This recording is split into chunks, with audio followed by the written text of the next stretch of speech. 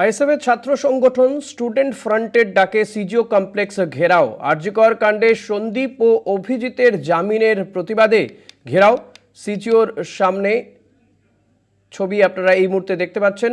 আরজিকর কাণ্ডে সন্দীপ ঘোষ, আরজিকর হাসপাতালেরই প্রাক্তন অধ্যক্ষ এবং টালা থানার প্রাক্তন ওসি অভিজিৎ মণ্ডলের যে জামিন হয়েছে সেই জামিনের বিরোধিতা করেই আইএসএফের যে স্টুডেন্ট ফ্রন্ট রয়েছে তাদের স্টুডেন্ট ফ্রন্টের ডাকে সিজিও কমপ্লেক্স ঘেরাও অভিযান।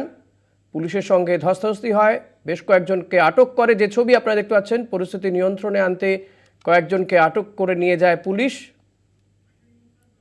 শাকিল মুস্তাক রয়েছেন আমার সঙ্গে। শাকিল, এখন কি সেখানে এই বিক্ষোভ প্রতিবাদ চলছে?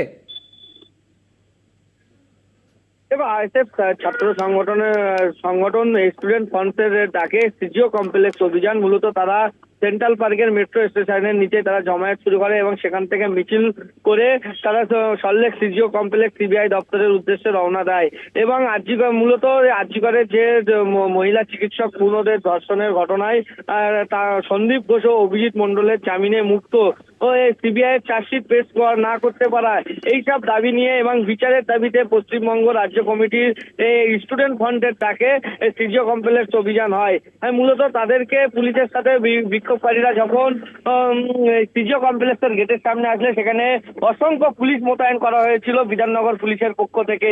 এবং সেই সময় যখন গেটের সামনে সেই স্টুডেন্ট ফ্রন্টের ছাত্ররা আন্দোলনকারীরা যখন আসে এবং তাদের সঙ্গে বিধাননগর পুলিশের সঙ্গে ধস্তাধস্তি হয় এবং সেখান থেকে পুলিশের পক্ষ থেকে চ্যাং তোলা করে ওই ছাত্র সংগঠন বিক্ষোভকারীদের তাদেরকে তুলে নিয়ে একটি থানায় গিয়ে আটকে রাখা হয়েছে, এমনটাই কিন্তু জানা যাচ্ছে।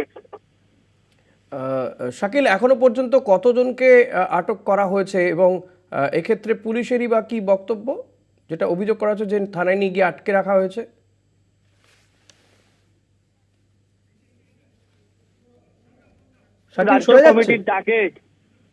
রাজ্য কমিটির ডাকে যখন তারা সেন্ট্রাল পার্ক থেকে মিছিল শুরু করে সিজিও কমপ্লেক্সের গেটের সামনে আসে, সেখানে অসংখ্য পুলিশ মোতায়েন করা হয়েছিল বিধাননগর কমিশনারেটের পুলিশের পক্ষ থেকে।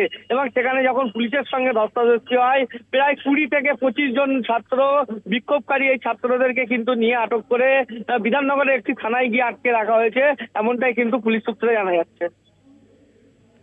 ধন্যবাদ শাকিল। কথা বলছিলাম প্রতিনিধি শাকিল মুস্তাকের সঙ্গে। আইএসএফ এর স্টুডেন্ট ফ্রন্টের ডাকে এই সিজিও কমপ্লেক্স অভিযান, ঘেরাও অভিযানে পুলিশের সঙ্গে ধস্তাধস্তিতে জড়িয়ে পড়েন ছাত্রছাত্রীরা। বেশ কয়েকজনকে, প্রায় 20 জনের মতন, যেমনটা আইএসএফ এর পক্ষ থেকে বলা হচ্ছে, তাদেরকে পুলিশ আটক করে। পরিস্থিতি নিয়ন্ত্রণে আনতে তাদেরকে আটক করা হয় বলে জানা যাচ্ছে।